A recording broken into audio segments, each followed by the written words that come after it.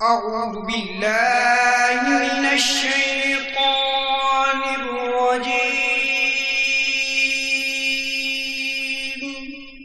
بسم الله الرحمن الرحيم. الله أكبر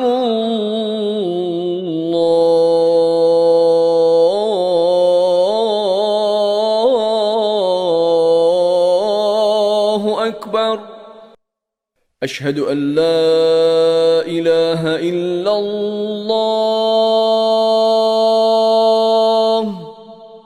أشهد أن محمدا رسول الله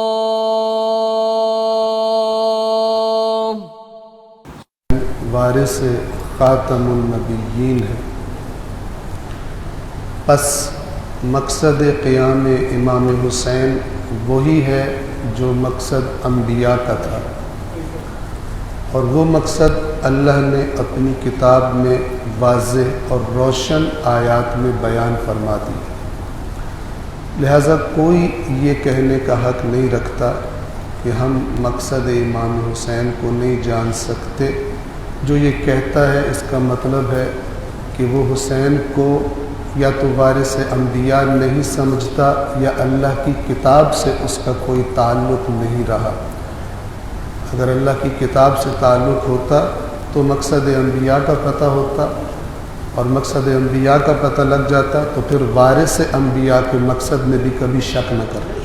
صلوات پڑھیں محمد والے.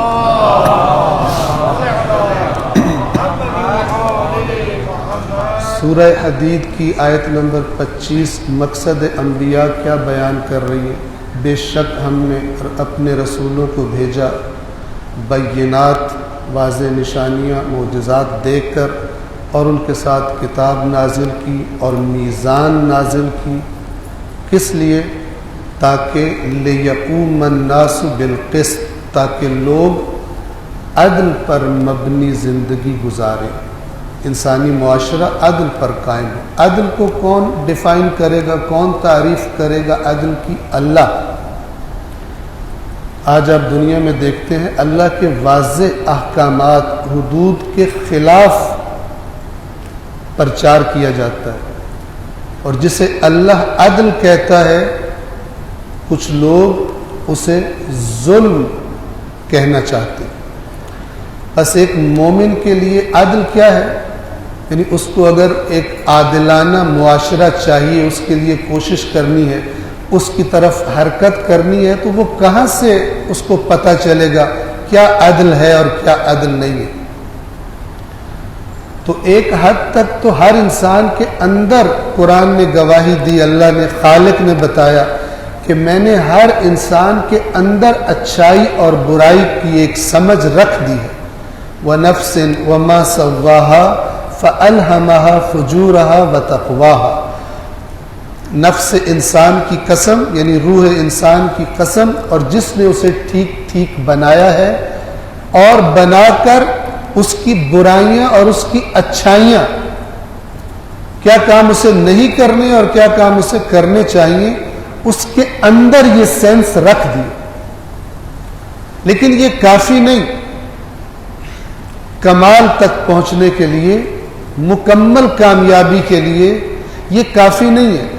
اس سینس کو اور اس عقل کو اللہ نے مزید پالش کرنے کے لیے، مزید چمکانے کے لیے، نکھارنے کے لیے اپنے انبیاء بھیجے اور ان کے ساتھ اپنی کتابیں نازل فرمائی.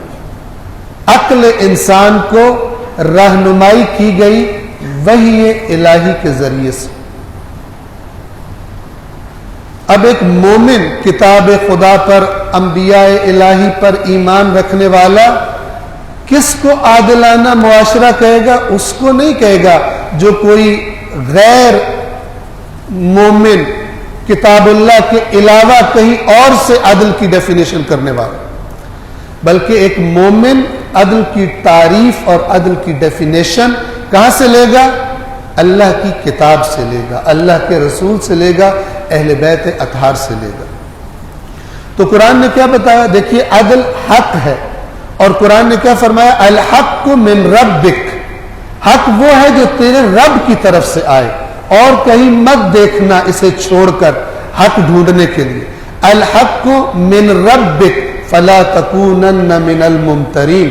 حق تو تیرے رب کی طرف سے ہے، پس ہرگز شک کرنے والوں میں سے نہ ہو جا. اوروں کی طرف مت دیکھنا، تیرے پاس قرآن ہے. فرمایا یا ایھا الذین آمنوا، اے ایمان والو، تم تو ایمان لے آئے ہو اللہ پر، اس کے رسول پر، قرآن پر، پھر کیوں دوسروں کی طرف دیکھتے ہو، جاتے ہو؟ یا ایھا الذین آمنوا ان تطیعوا فریقا من الذین اوتوا الکتاب یردوکم من بعد ایمانکم کافرین. اے ایمان والو، اگر تم نے اہل کتاب میں سے ایک فریق کی پیروی اطاعت کرنا شروع کر دی، اپنے قرآن و سنت رسول و اہل بیت کے نظریات کو چھوڑ کر وہاں سے ان کے نظریات تم نے لینے شروع کر دیے، تو نتیجہ کیا نکلے گا؟ اللہ بتا رہا ہے یردوکم بعد ایمانکم کافرین. وہ تمہارے ایمان کی حالت کے بعد تمہیں دوبارہ پلٹا دیں گے، کافر بنا دیں. پھر فرمایا وَكَيْفَ تَكْفُرُونَ، بھلا کیوں کر تم کفر کر سکتے ہو، کیسے کافر بن سکتے ہو؟ وَأَنْتُمْ تُتْلَى عَلَيْكُمْ آیَاتُ اللَّهِ وَفِيكُمْ رَسُولُهُ. دو دلیلیں دی. کیسے تم کسی دوسرے کے آگے ہاتھ پھیلا سکتے ہو کسی نظریے کے لیے، اس کو کامیابی کا راستہ سمجھتے، جبکہ تمہارے سامنے اللہ کی آیات کی تلاوت کی جاتی ہے اور تمہارے درمیان اللہ کا رسول موجود ہے. ان دو کے بعد تمہیں کسی اور کی ضرورت نہیں ہے ادھر دیکھنے کے لیے حق کیا ہے اور عدل کیا ہے اور ترقی اور کامیابی کا راستہ کیا ہے. صلوات پڑھیے محمد.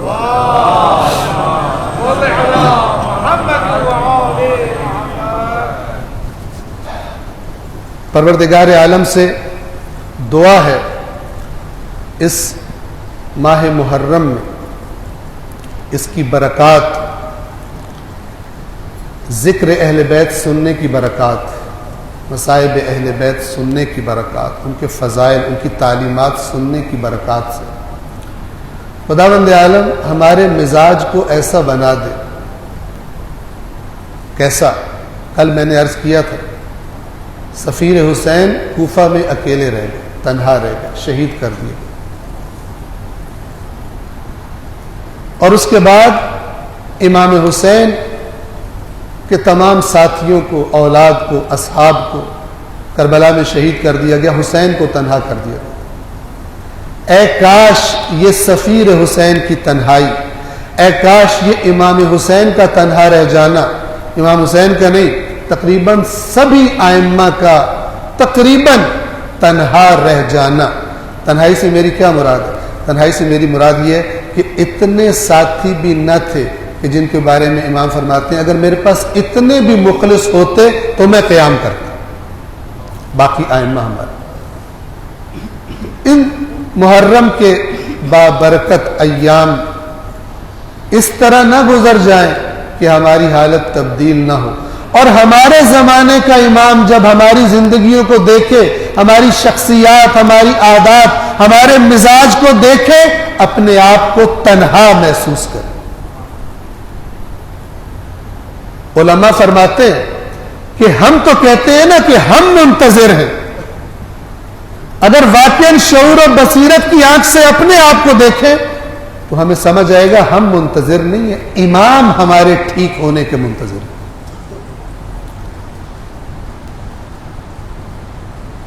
ہمارے بامعرفت ہونے کے، ہمارے شعور اور بصیرت والے مومن بننے کے منتظر ہیں کہ جس کا دین اس کی زبان تک نہیں ہوتا، جس کا دین اس کے وجود پر اس طرح نافذ ہوتا ہے کہ جب بھی وہ کوئی کام کرتا ہے، وہ کوئی عمل کرتا ہے، اس کا عمل دیکھنے والوں کو گواہی دیتا ہے کہ یہ نظام توحید کا پرستار اور ایک خدا کا اطاعت کرنے والا اور اسی کی عبادت کرنے والا، یہ اس کا بندہ ہے، اس کا عمل گواہی دیتا ہے. ایک صلوات پڑھیے محمد والے.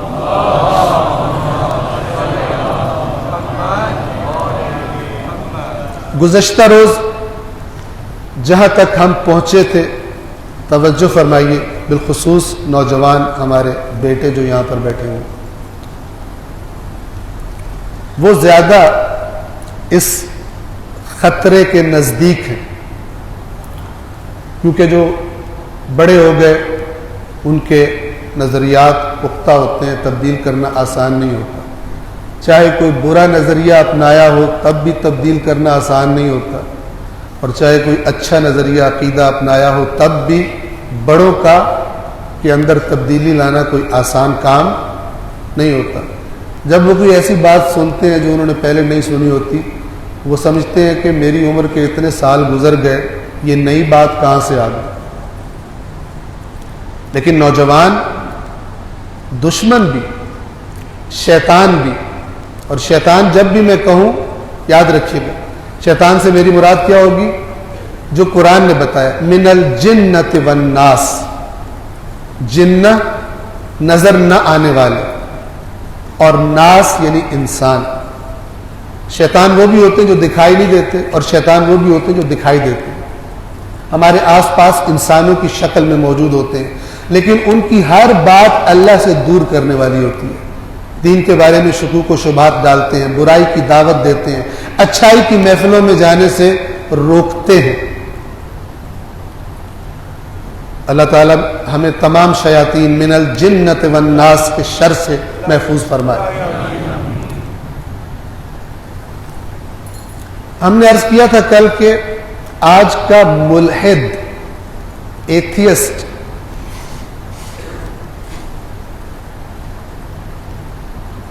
اس کی باتیں بعض مسلمان بچوں کے لیے، بچیوں کے لیے کیوں رغبت کا سبب بنتی ہے، کیوں اٹریکٹ ہوتے ہیں اس کی طرف. اچھی طرح غور سے میری بات سنیے. ایتھیسٹ کون؟ اللہ کا انکار کرنے والا. سب سے پہلی بات تو یہ یاد رکھیے کہ اس روئے زمین پر پہلے ملحد کہے، مادہ پرست کہے، یا مثلا ایتھیسٹ جو کہا جاتا ہے وہ کہے، تھوڑے بہت فرق ہوں.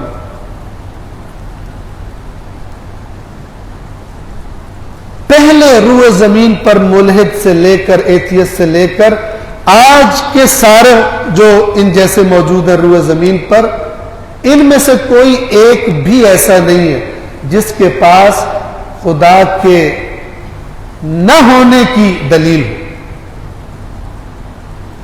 کسی کے پاس نہ ہے، نہ تھی، نہ کبھی ہوگی، کہ وہ دلیل سے آ کر ثابت کرے کہ میں یہ دلیل دے رہا ہوں کہ خدا موجود نہیں ہے. ہمارا موضوع ابھی یہ نہیں ہے، لیکن آپ کو بنیادی بات بتا رہا ہوں.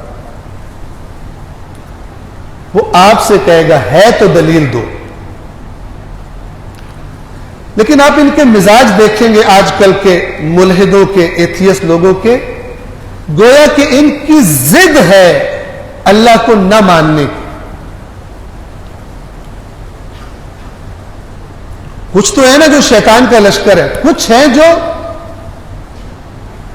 اس طرح شیطان کا لشکر نہیں تھے، لیکن کوئی اور چیز سبب بنی کہ دین کے بارے میں ان پر مایوسی کا غلبہ ہو گیا،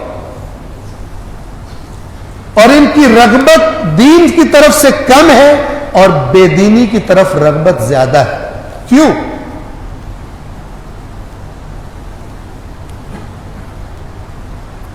ان کی اس بات کے پیچھے، ان کی اس ضد کے پیچھے کوئی ٹھوس عقلی دلیل، عقلی استدلال وجود نہیں رکھتا.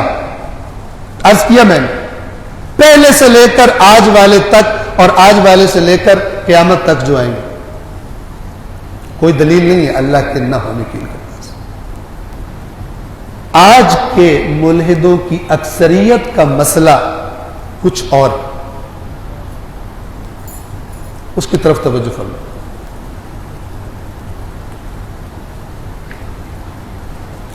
بہت سارے خاص طور پہ نوجوان سوال کرتے ہیں. آج کا نوجوان پوری دنیا کے ساتھ مربوط ہے، کنیکٹڈ ہے، سب باتیں سنتا ہے، سب کی باتیں سنتا ہے.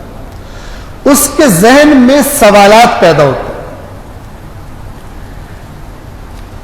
اور ان سوالات کے اگر صحیح عقلی عاقلانہ جواب اس کو نہ ملے جو اس کی عقل کو مطمئن کر دے، تو آہستہ آہستہ جو دین اس کو سکھایا گیا ہے، جو ایمان جس کا نام اس نے ایمان رکھا ہوا ہے، وہ گلنا شروع ہو جاتا ہے، ختم ہونا شروع ہو جاتا ہے،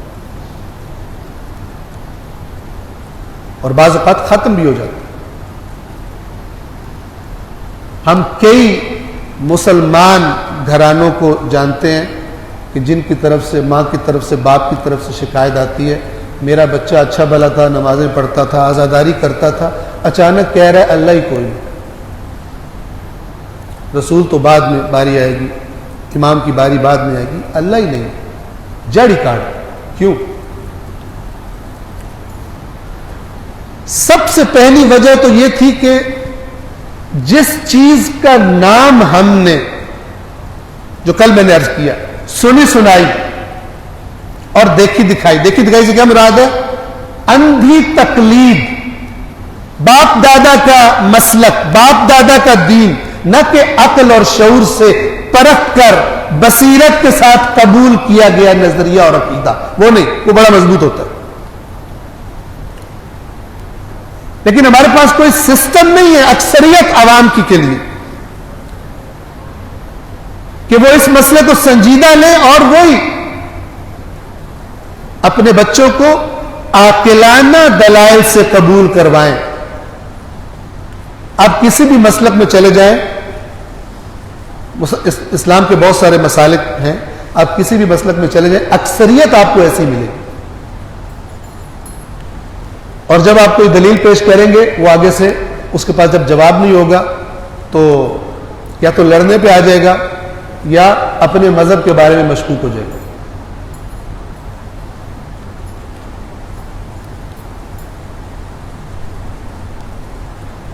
ایک ویڈیو کلپ شاید آپ نے دیکھا ہو، میں مسلک کا نام نہیں لیتا، لیکن ایسا مسلک کہ جو اپنے آپ کو قرآن مجید کا باقی سب سے زیادہ وارث اور قریب سمجھتا ہے۔ ویسے تو سارے ہی دعویٰ کرتے ہیں، تو وہ بھی یہ دعویٰ کر رہے تھے۔ ذرا اس کی بات سنیے گا کہ کس طرح ہدایت کے دروازے اور اصلاح کے دروازے بند کر دیے گئے ہیں بزرگ پرستی میں۔ یہ الفاظ بول رہے تھے، کہہ رہے تھے کہ اگر اس پر فخریہ انداز میں بتا رہے ہیں، وہ جو میزبان بیٹھا ہوا جس سے گفتگو کر رہے ہیں، اس اپنی جہالت کو اور اس اپنے ظلم کو اور اندھے پن کو فخر کے طور پہ بتا رہے ہیں کہ ہمارے مسلک کا یہ امتیاز ہے۔ کیا امتیاز ہے؟ کیا ڈسٹنکشن ہے؟ کیا چیز قابل فخر ہے؟ کہہ رہے تھے کہ اگر کوئی میرے سامنے قرآن مجید کی 1000 آیات بینات پیش کرے، توجہ فرمائیں، آیات متشابہات بھی نہیں، آیات بینات۔ بینات کن آیات کو کہتے ہیں؟ جن کا معنی بالکل واضح ہوتا ہے، جس کے سامنے بھی پڑھو اس پہ کلیئر ہو جاتا ہے یہ کیا بات کہی جا رہی ہے۔ تو کہہ رہے تھے کہ اگر میرے سامنے کوئی قرآن مجید کی 1000 آیات بینات پیش کرے اور وہ 1000 آیات جو مسئلہ ثابت کر رہی ہو وہ بھی بڑا کلیئر ہو، ان آیات سے وہ مسئلہ بڑا کلیئر ثابت ہو رہا ہو، لیکن ہمارے مسلک کے بزرگوں نے کوئی اور بات ثابت کی ہو، تو میں یہ تو کہوں گا کہ قرآن برحق ہے، لیکن میں کہوں گا میں غلط سمجھ رہا ہوں، وہ جو میرے بزرگوں نے بات کی ہے وہی ٹھیک۔ اس بندے کو آپ قرآن سے سمجھا سکتے؟ نہیں سمجھا سکتے۔ وہ تو خود بڑے فخر سے بتا رہا ہے کہ میں قرآن سے ہدایت نہیں لیتا، میں اپنے بزرگوں سے، بابوں سے، آباء و اجداد سے ہدایت لیتا ہوں۔ اب اگر ان میں سے کسی نے کوئی غلط فتویٰ دے دیا، کوئی غلط بات کر دی، تو وہ تو قبر سے اٹھ کے نہیں آئے گا اصلاح کرنے کے لیے، اس کو اس جہان میں اگر پتہ بھی چل گیا۔ اللہ اور اس کے رسول نے تو قرآن و سنت کو بتایا تھا کہ یہاں سے دین لینا ہے، لیکن آج اللہ اور رسول کا کلمہ پڑھنے والے قرآن کو سرچشمہ ہدایت نہیں سمجھتے۔ ویسے کہتے ہیں ویسے اگر کہو نا کہ تو قرآن کو ہدایت نہیں سمجھتا، کہے گا توبہ استغفار توبہ، میں سمجھتا ہوں، لیکن پھر کہا جائے آیت تو یہ کہہ رہی ہے، تیرے بزرگوں نے وہ بات کی ہے، کہے گا ہمارا فہم صحیح نہیں ہے، ہمارے بزرگ جو تھے وہ بہت اچھا قرآن جانتے تھے۔ یہ جس کا عقیدہ ہو اس کی ہدایت کا، اس کی اصلاح کا دروازہ بند۔ اور یہ بھی بتا دوں کہ یہ مشکل تھوڑے بہت فرق کے ساتھ مسلمانوں کے تقریباً تمام سبھی مسالک میں پائی جاتی ہے، سب میں بلا استثناء، ہم بھی شامل ہیں، کہ قرآن کی آیت واضح ہو لیکن کسی بزرگ نے اس کے مقابلے میں کوئی بات کی ہوئی ہو، کوئی اس کی تعویل کر کے بلاخر ایسا مطلب نکالا ہو جو اس آیت سے نہیں پتہ چلتا، اگر آیت کو پڑھا جائے تو کیا کہیں گے؟ وہ بہت زیادہ جانتے تھے، ہم نہیں جانتے۔ اس کا نتیجہ کیا نکلا ہے؟ اس کا نتیجہ یہ نکلا ہے کہ عوام الناس قرآن کو نہیں پڑھتے۔ ہمیں کیا پتا جو ہمیں سمجھ آئے وہ ہے بھی یا نہیں۔ انتہائی معذرت کے ساتھ گویا کہ یہ اللہ تعالیٰ کو یہ کہہ رہے کہ یا اللہ تو نے ایک ایسا کام کر دیا جس کا ہمیں کوئی فائدہ نہیں، سوائے اس کے کہ تعویذ گنڈے کریں اس میں سے، سوائے اس کے کہ نیچے سے گزریں، جہیز میں دیں، اور الٹی سیدھی حرکات جو مثلا، سوائے الٹی سیدھی کیوں کہہ رہا ہوں؟ چونکہ ہدایت نہیں لیتے، جب ہدایت نہ لے تو سب الٹا سیدھا۔ جو مقصد نزول قرآن ہے وہ نہ کرے تو باقی سب الٹے سیدھے۔ قرآن سے ہدایت لینے کے علاوہ اور کوئی کام نہیں ہے جسے کر کے، قرآن کے بارے میں جسے کر کے آپ قیامت کے دن رسول اللہ کی شکایت سے بچ سکے۔ صرف ایک کام ہے جسے کر کے آپ اس شکایت سے بچ سکتے ہیں، اور وہ ہے قرآن سے ہدایت لینا۔ باقی جتنے مرضی تعویذ بنا لیں، جتنے مرضی قرآن پرنٹ پبلش کروا لیں، مفت قرآن بانٹ دیں، جتنے مرضی مردوں کی قبروں پہ جا کے پڑھ لیں، جو مرضی کر لیں، اس شکایت سے آپ نہیں بچ سکتے۔ وہ شکایت ہوگی، اور وہ بڑی خطرناک شکایت۔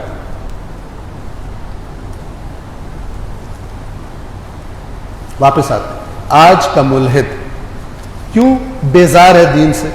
اب جب میں ملحد کہہ رہا ہوں وہ کہ جو اوپر سے مثلا مسلمان ہے لیکن اندر سے دین سے رغبت نہیں ہے، دین اسے اٹریکٹ نہیں کرتا، کیا وجہ اس کی؟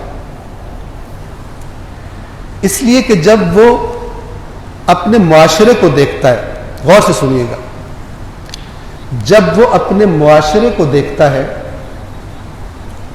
اور پھر دین کے نام پر جو کچھ اسے بتایا گیا ہے اس کو دیکھتا ہے، اسے لگتا ہے کہ یہ جو دین ہے اصل دین کو وہ نہیں جانتا، وہ سنا سنایا دین، تقلیدی۔ اور یہ جو میں تقلید کہہ رہا ہوں نا، یہ وہ تقلید نہیں ہے جو فقہا مجتہدین کی جاتی ہے، وہ اور چیز ہے۔ یہ وہ تقلید ہے کہ جو دین کے اصول میں بھی باپ دادا کے نقش قدم پر چل رہا، انہی کے نظریات پر چل رہا۔ آج کا نوجوان دنیا کو جب دیکھتا ہے، خاص طور پہ مغرب کو جب دیکھتا ہے تو کیا دیکھتا ہے؟ دنیا کے معاملات میں ہر چیز میں وہ آگے، توجہ فرما رہے۔ اور یہ جو اللہ کے آخری دین کے ٹھیکیدار مسلمان بنے بیٹھے ہیں، یہ بھکاری ہیں ان کے سامنے۔ ان کے حکمران جو اپنے آپ کو اپنی عوام کے سامنے بڑا طاقتور سمجھتے ہیں، جب ان کے سامنے جاتے ہیں تو بیگی بلی بنے ہوتے ہیں۔ پس کیا نتیجہ نکالتا ہے؟ یہ دین مجھے اس دنیا میں ترقی دینے کی صلاحیت نہیں رکھتا، اس دین کے پاس میرے لیے کوئی پروگرام نہیں، سوائے اس کے کہ جو دادی نے کہا تھا جب امتحان دینے جاؤ تو یہ والا وظیفہ کر کے جانا، یہ والا تعویذ باندھ کے جانا۔ پھر وہ سوچتا ہے کہ یہ جو دنیا میں آگے نکل گئے یہ تو کوئی وظیفے نہیں کرتے، یہ تو اللہ کو نہیں مانتے، تو بالکل کھلی نافرمانی اللہ کی کرتے ہیں، اللہ کے احکام کے مقابلے میں قانون بناتے ہیں، اور دوسری دنیا کو بھی انہی اللہ کی نافرمانیوں پر چلنے کی ترغیب دے رہے ہیں، تو یہ کیوں آگے نکل گئے؟ میرے ورد وظیفے مجھے آگے کیوں نہیں نکال رہے؟ میرے استخارے مجھے آگے کیوں نہیں نکال رہے؟ میں کیوں پیچھے ہوں؟ اب یہ چیز، یہ احساس اسے آہستہ آہستہ اس دین سے بے رغبت کرتا. کیوں؟ وہ سوچتا ہے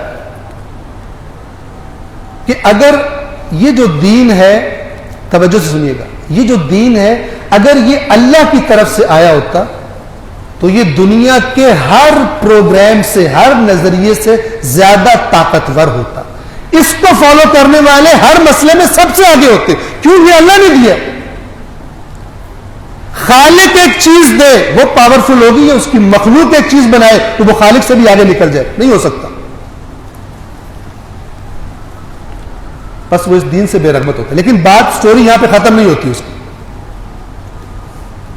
اگلا سٹیپ کیا ہے؟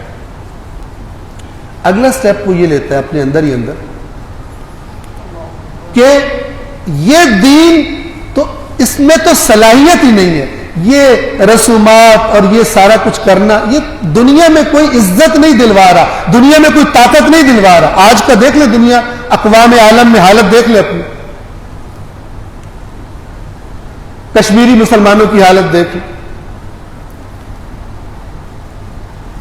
ہندوستان کے اندر مسلمانوں کی حالت دیکھ لیں. کچھ عرصہ پہلے کیا کیا کیا گیا.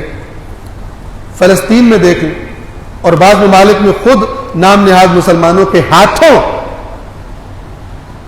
کفار کے اتحادی مسلمانوں کے ہاتھوں کمزور اور مسلمان مظلوم مسلمانوں کی حالت دیکھ.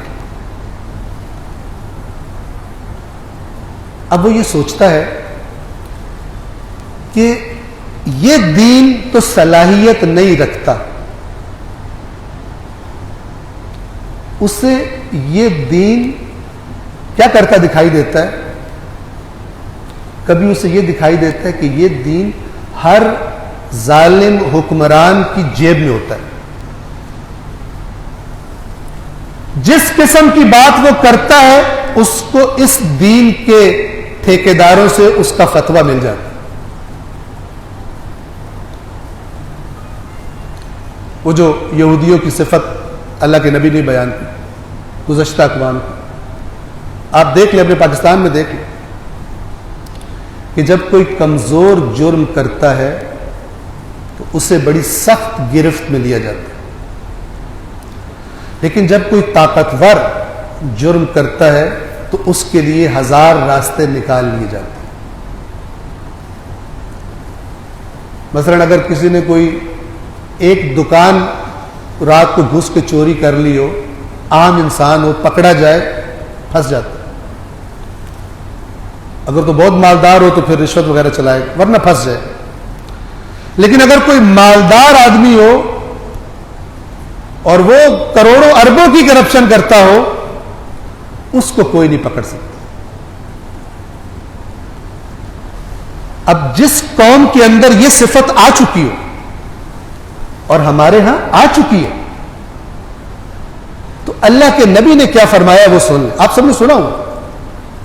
اللہ کے نبی نے فرمایا کہ تم سے پہلی قومیں اس لیے اللہ کے عذاب کا شکار ہوئی تھی کہ ان میں سے جب کوئی کمزور جرم کرتا تھا تو اسے پوری سخت سزا دیتے تھے، اور جب کوئی بڑا خرابی کرتا تھا اس کو ادھر ادھر کر کے بچا لیا کرتا. آج یہاں کا سسٹم دیکھ لیں.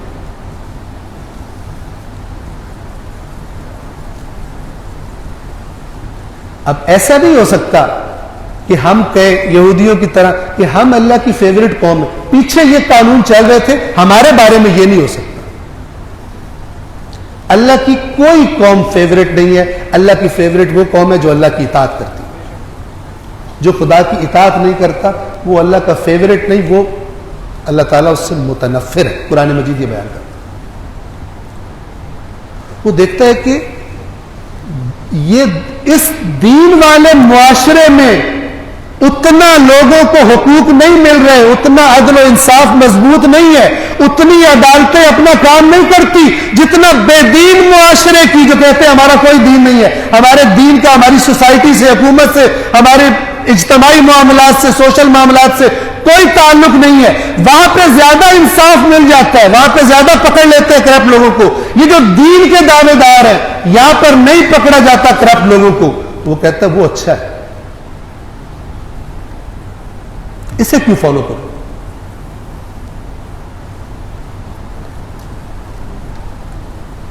کبھی وہ دیکھتا ہے کہ یہ دین مثلا امیر آدمی سے کیا کہہ رہا ہے، غریب سے کہہ رہا ہے کہ تو صبر کر، اسے طاقتور مار رہا ہے، اس کے حقوق غصب کر رہا ہے۔ اس دین کا نمائندہ جب وہ دین کے نمائندے کے پاس جاتا ہے اور کہتا ہے کہ آپ مثلا مجھے بتائیے میں کیا کروں، کہتا ہے صبر کر۔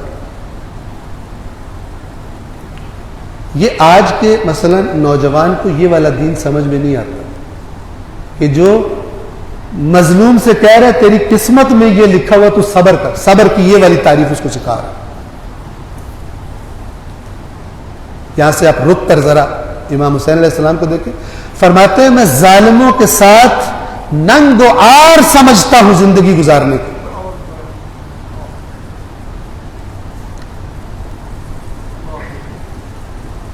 کتنا بھیانک ہے یہ کہنا مقصد حسین کو ہم نہیں سمجھ سکتے۔ کہاں سے اس کو امید کی کرن نظر آئے گی؟ کہاں سے اس کو وہ طاقتور دین جو کسی ظالم کے آگے نہیں جھکتا کہاں سے دکھائی دے گا؟ کربلا کے قیام کا مقصد سمجھے گا تو اس دین کی خوشبو کو محسوس کرے گا۔ لیکن اس کو بھی نشے کا ٹیکا لگانے کی کوشش، ایڈکٹ کرنے کی کوشش کی جا رہی ہے۔ تو نے گناہ کیے، تو نے مثلا کرپشن کی ہے، میں تجھے ایک گولی دیتا ہوں سب کچھ معاف ہو جائے، یہ رسم ادا کر، یہ رسم ادا کر، سب کچھ معاف ہو جائے۔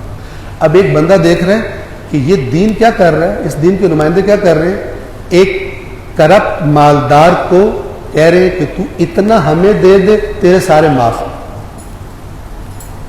تو بے شک تبدیل مت ہو، تو ویسا ہی رہ، بلکہ اور برکت پڑے تیرے مال میں تاکہ جو تمہیں ہمیں دینا وہ بھی دیتا رہے۔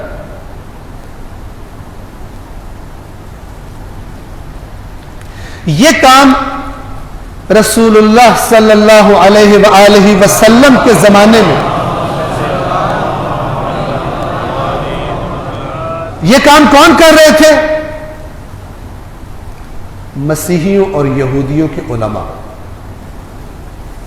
یہی والا کام۔ پیسے کھاتے تھے غلط طریقے سے، اپنے لوگوں کے پیسے کھاتے تھے، عمراء سے مثلا پیسے کھاتے تھے، چندے کھاتے تھے، لیکن ان کو امر بالمعروف اور نہی عن المنکر نہیں کرتے تھے۔ قرآن نے یہ بات بتا کر کہا ہوا کہ تم جن کو اپنے نبی کہتے ہو نا، داؤد کی عزت کرتے ہو، عیسیٰ کی عزت کرتے ہو اور کہتے ہو وہ تمہاری شفاعت کریں گے، ان کی زبان سے جو تم حرکت کر رہے ہو وہ حرکت کرنے والوں پر لعنت کی ہے، داؤد نے بھی اور عیسیٰ نے۔ تم سمجھتے ہو وہ تمہاری سفارش کریں گے، کیوں؟ تم نہی عن المنکر نہیں کرتے، تمہارے سامنے کرپشن ہو رہی ہے معاشرے میں، تمہیں کوئی فرق نہیں پڑتا، اور تم علماء بنے ہو۔ قرآن نے کیا فرمایا؟ توجہ فرمائیے، یہ سورۃ التوبہ آیت نمبر 34 اور 35 بس میں گزر رہا ہوں۔ یا ایھا الذین آمنوا، اے ایمان والے، جو رسول اللہ کے ساتھی ہیں ان سے کہا جا رہا ہے، دیکھو یہ کرپٹ علماء ان کے کیا کر رہے ہیں۔ یا ایھا الذین آمنوا ان کثیرا من الاحبار والرہبان یأکلون اموال الناس بالباطل۔ احبار یہودی علماء، رہبان مسیحی علماء زمانے کے، ان میں سے کثیر تعداد لوگوں کا مال غلط طریقے سے کھاتے ہیں، اور کیا کرتے ہیں؟ وَيَصُدُّونَ عَن سَبِيلِ اللَّهِ، خود چونکہ کرپٹ ہو گئے، اللہ کے راستے پر دعوت دینے والا کوئی آئے بھی تو یہ دوسروں کو روکتے اس کی طرف مت جانا۔ والذین یکنزون الذهب والفضة ولا ينفقونها فی سبیل اللہ فبشرهم بعذاب علیم. اور وہ لوگ کہ جو سونے اور چاندی جمع کرتے ہیں اور اسے خدا کے راستے میں انفاق نہیں کرتے، خرچ نہیں کرتے، اے رسول ان کو خوشخبری سنا دیجئے دردناک عذاب کی. وہ عذاب کیا ہوگا؟ یوم یحمى علیہا فی نار جہنم فتقوی بها جباہہم وجنوبہم وظہورہم ھذا ما کنزتم لانفسکم. جس دن، قیامت کے دن، اس سونے اور چاندی کو تپایا جائے گا، گرم کیا جائے گا، اور ان کی پیشانیوں پر اور پہلوؤں پر اور ان کی پشتوں پر لگایا جائے گا اور کہا جائے گا یہ ہے جو تم نے جمع کیا تھا. چکھو کتنا مزیدار ہے، کتنا کمفرٹ دے رہا تمہیں. ھذا ما کنزتم لانفسکم فذوقوا ما کنتم تکنزون. جو تم یہ لوگوں کا مال کھاتے تھے، اصل دین ان کو نہیں بتاتے تھے تاکہ تمہارا مال چلتا رہے اور تمہیں فیسیں ملتی رہے، تم نہیں بتاتے تھے. اب چکھو جو تم نے جمع کیا تھا. یہاں پر عام عوام کی بات نہیں ہے، یہاں علماء کی بات ہو رہی ہے. علماء کی بات ہو رہی ہے. کہا جائے گا چکھو یہ جو مال تم نے کمایا تھا. نہیں، کیوں؟ اس لیے کہ اس زمانے میں اپنی عوام کو رسول اللہ کی طرف جانے سے روکنے والے یہی لوگ تھے، کیونکہ انہوں نے سمجھ لیا تھا کہ اگر ہم نے عوام کو بتا دیا یہ وہی رسول ہے جس کے بارے میں ہم تمہیں پہلے بتایا کرتے تھے، جس کا انتظار کر کر کے ہم بڑے خوش ہوتے تھے کہ ہم منتظر ہیں اس رسول کے، اگر ہم نے بتا دیا یہ وہی رسول ہے تو پھر ہمارے ہاتھ پلے کوئی چندہ نہیں ہے. پھر ساری سرداری اور مرکزیت اس رسول کے پاس چلی جائے گی. اور مرکزیت بہت امپورٹنٹ ہوتی ہے. اگر مرکزیت، باطل کو خوف ہوتا ہے حق کے پاس نہ چلی جائے، اور حق کو یہ ہوتا ہے کہ باطل کے پاس نہ چلی جائے. جس طرح کرپٹ یہودیوں کو یہ ڈر تھا کہ کہیں حکومت، مرکزیت رسول اللہ کے پاس نہ چلی جائے، برعکس امام حسین کو یہ غم تھا کہ امت اسلام کی باغ دوڑ یزید جیسے فاسق کے ہاتھ میں نہ چلی جائے، نہیں جانی چاہیے. قیام کیا. یہودی علماء پر کیوں لعنت کی گئی؟ نہیں انل منکر نہیں کرتے تھے. امام حسین نے اپنے قیام کا کیا مقصد بتایا؟ میں امر بالمعروف اور نہی انل منکر کے لیے نکلا ہوں. ورنہ اپنی مذہبی رسومات یہودی بھی ادا کرتے تھے، مسیحی بھی ادا کرتے تھے. لیکن وہ دین جو حضرت موسیٰ دے کر گئے تھے، وہ دین جو حضرت عیسیٰ دے کر گئے تھے، اس دین کی روح ان کے اندر سے نکل چکی تھی. یہ جوان، آج کا جوان دیکھتا ہے کہ یہ دین تو امیروں کی پاکٹ میں پڑا ہوا ہے، ان کے گناہ تو یوں معاف کرا دیتا ہے.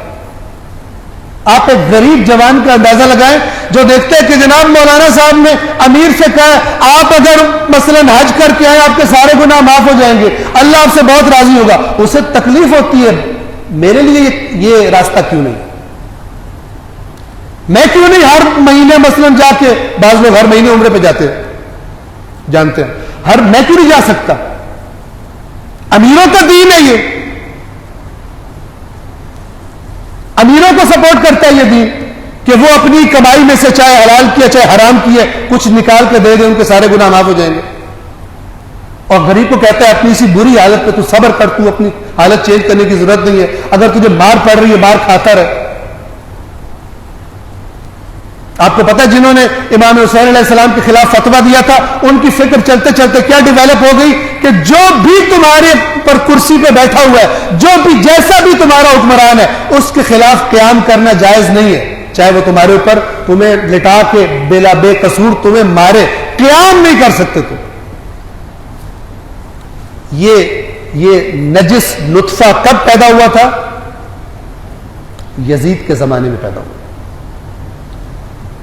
اور اللہ کو امام حسین اتنا پیارا ہے، اللہ کو امام حسین اتنا پیارا ہے، اور جو ظلم ہوا کربلا میں اللہ اس پر اتنا غضبناک ہے کہ جب تک حسین سے معافی مانگ کر یہ امت حسین کا نظریہ نہیں اپناتی کہ کون اولی الامر بن سکتا ہے، کون اس کرسی پر بیٹھ سکتا ہے، تب تک اس فسق و فجور کے معاشرے سے اس امت کو کبھی نجات نہیں مل سکتی. ان پلید قسم کے حکمرانوں سے بزدل، اپنی عوام پر سختیاں کرنے والے، ڈنڈے چلانے والے، اٹھا لینے والے، مسنگ کر دینے والے، اور دوسرے غیروں کے سامنے، انگریزوں کے سامنے جا کر بھیگی بلی بن کر بیٹھنے والے، یا جو زیادہ مالدار ہے ان کے سامنے ادب سے بیٹھنے والے، تب تک ان سے کبھی چھٹکارا نہیں مل سکتا جب تک یہ امت حسین سے معافی نہ مانگے. اور معافی یہ نہیں اس کی طرح جو روز استغفر اللہ کی تسبیح پڑھتا ہے لیکن گناہ چھوڑنے کا ارادہ نہیں ہوتا. معافی مانگے یعنی باقی نظریات کو چھوڑ کر جو نظریہ حسین نے دیا تھا، جس پر وہ کٹ گئے، وہ نظریہ اپنائے. وہ نظریہ کیا ہے؟ امام حسین علیہ السلام کی آج کی مجلس میں یہ موضوع ہمارا جاری رہے گا، بس اتنا اشارہ کر دوں کہ یہ بیچارہ جوان جب ان چیزوں کو دیکھتا ہے وہ کہتا ہے کہ اس دین میں صلاحیت نہیں ہے انسان کو انسانیت کے مسائل حل کرنے کی، عدل و انصاف قائم کرنے کی، ترقی، دنیا میں حقوق اچھے ہوں، زندگی گزارنے کا انداز اچھا ہو، زندگی کا سٹینڈرڈ اچھا ہو. اس دین میں صلاحیت نہیں ہے، ورنہ ہمارے معاشرے زیادہ ترقی یافتہ ہوتے ان کے معاشروں سے. پھر اگلے سٹیپ پہ وہ کیا سوچتا ہے؟ وہ سوچتا ہے کہ اگر یہ دین خدا کی طرف سے آیا ہوتا تو پھر خدا تو سب جانتا ہے، یہ دین خدا کی طرف سے نہیں آتا، اس میں تو طاقت ہی نہیں انسانیت کے معاملات حل کرنے. بس یہ دین اللہ کی طرف سے نہیں آیا. اگلا سٹیپ سمجھیے گا، اگلا سٹیپ کیا لیتا ہے؟ یہ تو اللہ کی طرف سے نہیں آیا تو پھر اللہ نے اپنی مخلوق کو خلق کر کے پھینک دیا، ان کو کوئی سسٹم نہیں دیا، ان کی رہنمائی نہیں کی. کیسا اللہ؟ اس کو جب پھر جو خدا کا دین تھا وہ تو بگاڑ دیا گیا، اس کو وہ مشکلات کا حل نہیں پاتا، اس میں صلاحیت نہیں پاتا، تو پھر جب وہ دیکھتا ہے کہ یہ تو دین خدا کا نہیں ہے تو پھر خدا کا دین کدھر ہے؟ جب اسے کہیں نہیں ملتا تو پھر وہ کیا سوچتا ہے کہ اگر خدا ہوتا تو وہ کوئی حل بھی بتاتا، وہ اپنی مخلوق کی رہنمائی بھی کرتا، اور اس کے اثرات دکھائی دے رہے ہوتے، جو اس کے دین کے دعوے دار ہوتے وہ دکھا رہے ہوتے کہ یہ دین کتنا اچھا ہے، وہ سب سے آگے ہوتے اور میدان میں. اب جب وہ نہیں ہے تو اس کا مطلب ہے خدا ہے ہی نہیں. اگر خدا ہوتا تو پھر اس کا پروگرام بھی نظر آ رہا ہوتا، اس پروگرام کے نتائج بھی نظر آ رہے ہیں. اس لیے پھر آہستہ آہستہ یہ ضد کرتا ہے، نہیں نہیں اللہ نہیں. یہ کس بات کی ضد کر رہا ہے؟ اگر خدا ہے تو اس کا صحیح دین کدھر ہے؟ جو میرے مسائل حل کرے وہ دین کدھر ہے؟ جو دین مجھے ان معاشروں سے آگے لے جائے، مجھے راستہ دکھائے، وہ دین کدھر ہے؟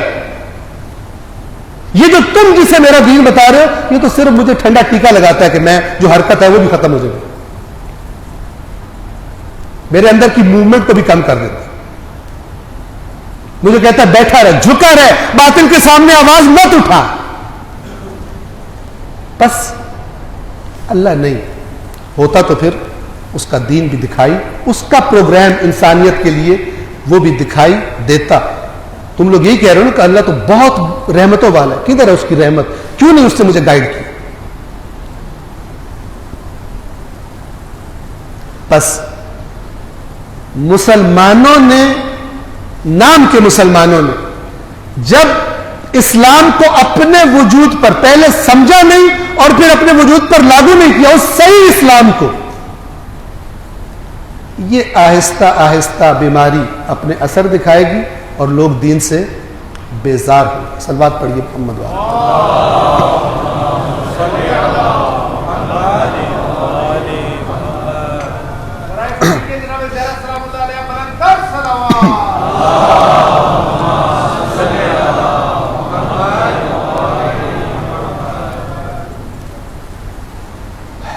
امام حسین علیہ الصلوۃ والسلام کے ان ایام میں کچھ کلمات، کچھ فرامین، کچھ خطبات آپ کی خدمت میں تلاوت کروں گا تاکہ آپ تجزیہ کر سکیں، جوڑ سکیں. آیات قرآن اور حسین جدا نہیں، بلکہ روح زمین پر سب قرآن سے جدا ہو جائے، حسین قرآن سے جدا نہیں ہو سکتا. یہ وصیت نامہ ہے کہ جو امام نے مدینہ چھوڑتے وقت اپنے بھائی جناب محمد ابن حنفیہ کو دیا تھا. اب ذرا اس وصیت پر غور کیجئے گا اور دیکھیے گا کہ جو ہمارا موضوع ہے حسین علم بردار نظام توحید, اور ذہن میں رکھیے گا مذہبی رسومات جو دیگر واجبات ہیں وہ ادا ہو رہے تھے اس زمانے میں بھی, کوئی اور مشکل تھی, اس مشکل کا ذکر کرتے ہیں انہی الفاظ میں جن الفاظ میں قرآن حکم دیتا اس کام کو. بسم اللہ الرحمن الرحیم. هذا ما اوصى به الحسین بن علی الى اخیہ محمد بن الحنفیہ. یہ وہ وصیت نامہ ہے جو حسین ابن علی اپنے بھائی محمد ابن حنفیہ کو کر رہا ہے. ان الحسین یشہد, حسین گواہی دیتا ہے, اللہ الہ الا اللہ وحدہ لا شریک لہ. آپ ذرا سوچئے اس گواہی کی کیا ضرورت ہے امام حسین؟ نہیں پتا؟ امام جانتے تھے یہ میرے بارے میں اتنا پروپیگنڈا کریں گے کہ لوگوں کو کہیں گے حسین تو خدا کو ہی نہیں مانتا تھا. یہ میرے بارے میں اتنا دیکھ چکے تھے, اپنے بابا کے بارے میں ہونے والا پروپیگنڈا دیکھ چکے تھے, مدینہ میں ہوتا تھا. ان الحسین یشہد اللہ الہ الا اللہ وحدہ لا شریک لہ. بے شک حسین گواہی دیتا ہے کہ کوئی الہ, کوئی معبود نہیں سوائے اللہ کے جو اکیلا ہے, یکتا ہے, وحدہ لا شریک لہ, اس کا کوئی شریک, توحید. وَأَنَّ مُحَمَّدًا عَبْدُهُ وَرَسُولُهُ. اور حسین گواہی دیتا ہے کہ محمد صلی اللہ علیہ وآلہ وسلم اس اللہ کے عبد, بندے, غلام اور اس کے رسول. یہ بہت خوبصورت ہے. اس کائنات کی سب سے بلند مرتبہ ہستی رسول اللہ مقام عبودیت سے مقام رسالت پر جاتا ہے. یعنی جو خدا کا عبد نہیں ہے وہ آگے جا نہیں سکتا خدا کے قریب. خدا کی طرف قرب کا سفر شروع ہی اس کا ہوتا ہے جو سب سے پہلے اپنے آپ کو اللہ کا عبد بنائے. عبد کسے کہتے ہیں؟ غلام کو. اور توحید پرست غلام یعنی ایک اللہ کا غلام. قرآن مجید نے اس کی مثال دی ہے. فرمایا وَلَقَدْ ضَرَبْنَا لِلنَّاسِ فِي هَذَا الْقُرْآنِ مِنْ كُلِّ مَثَلٍ لَعَلَّهُمْ يَتَذَكَّرُونَ. بے شک ہم نے اس قرآن میں ہر قسم کی مثالیں دی ہیں لوگوں کے لیے تاکہ وہ نصیحت حاصل کریں, سمجھیں. قرآنًا عربیًا غیر ذی عوج لعلہم یتقون. ایک ایسا قرآن جو عربی میں ہے اور اس میں کوئی ٹیڑھا پن نہیں تاکہ وہ غلطیوں سے, خراب کاموں سے بچ سکے. یہ قرآن کی تعریف کر کے قصیدہ پڑھ کے اللہ مثال دیتا ہے. مثال کیا دیتا ہے؟ یہی والی بات ہے یہاں والی. قرآن کیا فرماتا ہے؟ ضرب اللہ مثلا رجلا فیہ شرکاء متشاکسون. اللہ مثال دیتا ہے ایک ایسے شخص کی جو کئی جھگڑالو آقاؤں کا غلام ہے. ایک اسے ادھر کھینچتا ہے, مثال دے رہے ہیں. ایک آقا کہتا ہے مجھے روٹی کھلا, ابھی وہ روٹی کھلانے کے لیے جا رہے کچن کی طرف. دوسرا کہتا ہے نہیں نہیں پہلے مجھے پانی پلا. وہ پانی کی طرف جاتا. تیسرا کہتا ہے پہلے میرا جوتا پالش کر. یہ جو ایک اللہ کے غلام نہیں ہے ان کی زندگی ایسے ہی ہوتی. کس کس کو میں راضی کروں. کچھ لوگ ہوتے ہیں ان کو سب کو راضی کرنے کا شوق ہوتا, کوئی راضی نہیں ہوتا. آپ لوگوں پہ ہزار احسان کریں, ایک کمی ہو جائے کہیں گے تم پتہ نہیں کیا کرتے. سب سے بڑا قدردان وہ وحدہ لا شریک آقا ہے, سب سے بڑا قدردان. اللہ تعالیٰ فرماتا ہے کہ ان اللہ شاکر علیم. اللہ شکریہ ادا کرنے والا ہے. ایک اللہ کا صفاتی نام شاکر ہے, ایک شکور ہے. شکور مبالغہ ہے, بہت زیادہ, یعنی ایسا شکریہ ادا کرے گا کہ تم یاد رکھو. ایسا شکریہ ادا کروں اگر تم نے اس کی بندگی کی ہوگی، بات مانو۔ تو اللہ ایک ایسے شخص کی مثال دیتا ہے جس کے کئی آقا ہیں، جھگڑالو، آپس میں لڑنے والے، وَرَجُلًا سَلَمًا لِرَجُلٍ، اور اس کے مقابلے میں ایک ایسا شخص کہ جو صرف ایک شخص کا غلام ہے۔ هَلْ يَسْتَوِيَانِ مَثَلًا، ان دونوں کی زندگی مثال ایک جیسی ہو سکتی ہے؟ اس کو صرف ایک کی ماننی ہے، دوسروں کی سے پرواہ کوئی، اس کو صرف ایک کی ماننی ہے، پرواہ کوئی، اور اس کو کئیوں کو راضی کرنا۔ قرآن فرما رہا ہے هل یستویان مثلا، یہ ان کی دونوں کی مثال، ان کی حالت برابر ہو سکتی ہے؟ اور پھر اس مثال کو خداوند عالم، بات سمجھیے گا، یہ اتنی زبردست مثال ہے بات سمجھانے کی، اگر انسان پہ غور کرے۔ خدا اپنی طرف کہتا ہے میرے آگے سر جھکا دو، میں تمہارے سر کو کہیں اور نہیں جھکنے دوں گا۔ اس مثال کو بیان کر کے اللہ کیا فرماتا ہے؟ الحمدللہ، تمام حمد اللہ کے لیے جو تمہیں سیدھے راستے پہ لانے کے لیے، تمہیں موحد بنانے کے لیے، تمہیں ایک اللہ کا غلام عبد بنانے کے لیے ایسی خوبصورت، آسان، سادہ مثال بیان کرتا ہے۔ الحمدللہ، اور ساتھ ہی پھر افسوس بھی کیا، بل اکثرہم لا یعلمون، لیکن ان میں سے اکثریت پھر بھی علم نہیں رکھتی، پھر بھی اللہ کے علاوہ اوروں کو خوش کرنے میں زندگیاں گزار دیتے۔ بس وَأَنَّ مُحَمَّدًا عَبْدُهُ وَرَسُولُهُ جَاءَ بِالْحَقِّ مِنْ عِنْدِهِ، جو ایسے رسول کے جو اللہ کے پاس سے حق لے کر آئے تھے۔ وَأَنَّ الْجَنَّةَ حَقٌّ وَالنَّارَ حَقٌّ، جنت حق ہے، آگ حق ہے۔ وَالسَّاعَةُ آتِيَةٌ لَا رَيْبَ فِيهَا، اور قیامت آنے والی ہے، اس میں کوئی شک نہیں۔ وَأَنَّ اللَّهَ يَبْعَثُ مَن فِي الْقُبُورِ، اور اللہ جو قبروں میں چلے گئے ان کو دوبارہ اٹھائے گا۔ حسین گواہی دیتا ہے، وَإِنِّي لَمْ أَخْرُجْ عَشِرًا وَلَا بَطِرًا وَلَا مُفْسِدًا وَلَا ظَالِمًا، اور جان لو کہ حسین یہ وصیت اپنے بھائی کو نہیں کر رہے، سب کو کر رہے ہیں تاکہ وہ دکھا سکے، بتا سکے، ڈاکومنٹ، پروف موجود ہو میں کیوں نکلا تھا۔ جن کو سمجھ نہیں آ رہا حسین کا مقصد، کتنے عقل کے اندھے ہیں، نہ قرآن ان کے سامنے آتا ہے، نہ یہ وصیت حسین ان کے سامنے آتی ہے۔ نہ میں سرکشی کے لیے نکلا ہوں، نہ میں تکبر کی وجہ سے نکلا ہوں، نہ میں فساد کے لیے نکلا ہوں، نہ میں ظلم کے لیے نکلا ہوں۔ انما خرجت لطلب الاصلاح فی امت جدی، میں اپنے جد کی امت کی اصلاح کے لیے نکلا ہوں۔ اريد ان آمر بالمعروف وانہا عن المنکر، میں تو امر بالمعروف کرنا چاہتا ہوں، میں نہی عن المنکر کرنا چاہتا ہوں۔ آج محرم کی 2 تاریخ ہے، امر بالمعروف اور نہی عن المنکر کے قافلے کا یہ سردار اپنے قافلے کے ساتھ منزلیں طے کرتا ہوا آج اس سرزمین پر پہنچ گیا جس کا ان کے جد نے اور بابا نے اور اللہ نے ان سے وعدہ فرمایا تھا۔ جناب حر کا ذکر کل ہوگا۔ حسین کربلا کی سرزمین پر جب پہنچ گئے، حسین، امام حسین کا راہوار خود بخود رک گیا، آگے چلنے سے انکار کر دیا۔ امام حسین نے سوال کیا، اس سرزمین کا نام کیا ہے؟ کسی نے جواب دیا غادریہ۔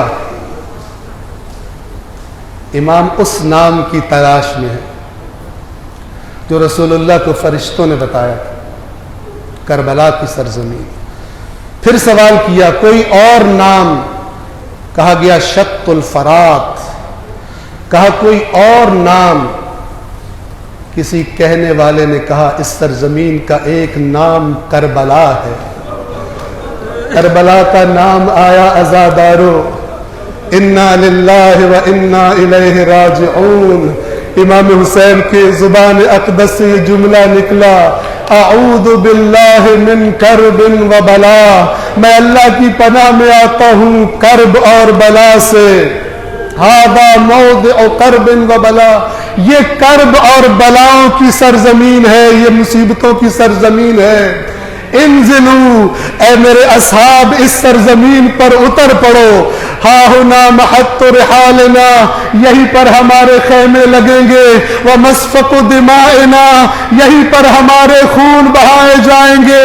یہیں پر ہماری خواتین کو اسیر کیا جائے گا ومحل قبورنا، اور اسی زرزمین پر میری اور میرے اصحاب کی قبریں بنیں گی۔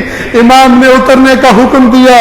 ہاں عزادارو، اس وقت بڑی عظمت کے ساتھ یہ قافلہ اترا کربلا کی سرزمین میں۔ امام حسین نے خیمہ لگانا چاہا، اصحاب آگے بڑھے اور کہنے لگے آپ نہ لگائیے، ہم آپ کی خدمت کے لیے حاضر ہیں۔ خیمے لگنے شروع ہوئے، سواریوں سے بیویوں نے اترنا شروع کیا۔ عزادارو، ایک ہستی آئی ہے حسین کے ساتھ جس کا نام زینب کبریٰ ہے۔ بی بی زینب جب اپنی سواری سے اترنے لگی، کیا منظر تھا کربلا میں۔ ایک طرف سے قاسم آ گئے، ایک طرف سے اکبر آ گئے، ایک طرف سے عباس آ گئے۔ علی کی بیٹی کو سواری سے بڑی شان کے ساتھ، بڑے ادب کے ساتھ نیچے اتارا، لیکن ابھی تھوڑے ہی دن گزرے تھے کہ اسی سرزمین کا منظر بدل گیا۔ 11 محرم کی صبح آئی اور قافلے کو چلنے کا حکم دیا گیا۔ اب بی بی زینب اور بی بی ام کلثوم نے لوگوں کو، بچے گچے قافلے کو سواریوں پر، محملوں پر سوار کرنا شروع کیا۔ آخر میں جناب زینب نے بی بی ام کلثوم کو سوار کیا۔ عزادارو، ایک وقت آیا جب علی کی بیٹی تنہا رہ گئی۔